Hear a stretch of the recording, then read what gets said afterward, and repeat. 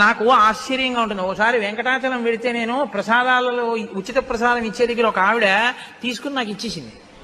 ఇచ్చేస్తే నేను అనుకున్నాను, ఏమమ్మా మీరు పులిహార తినరా ఏమన్నాను. అంటే కాదండి నేను ఇవాళ ఉపవాసం అంది. ఆవిడ ఉపవాసం అంట వెంకటేశ్వర స్వామి ప్రసాదమే తిందట. ఏం ఉపవాసం, దేనికి చేస్తున్నట్టు ఉపవాసం? ఉపవాసం ఈశ్వరానుగ్రహం కోసం. ఈశ్వరానుగ్రహమే ప్రసాదం. ప్రసాదమునకు ఈశ్వరానుగ్రహం ప్రసాద రూపంలో ఇస్తారు మీకు.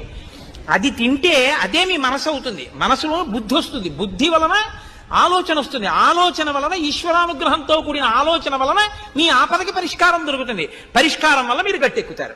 కాబట్టి ప్రసాదం తినండి అంటారు. ప్రసాదం వదిలేస్తే సత్యనారాయణ స్వామి వారి వ్రతకథలో కూతురు అల్లుడి గారి పడవ మామగారి పడవ మునిగిపోయి అంటారు. అంటే ఆ శాడిస్తే సత్యనారాయణ స్వామి ప్రసాదం తినవాడెవడు పడవలు ముంచేద్దామని చూస్తాడనే దాని అర్థం. అంటే ఈశ్వరానుగ్రహాన్ని వదిలేసుకుంది కాబట్టి పడవ మునిగిపోయి.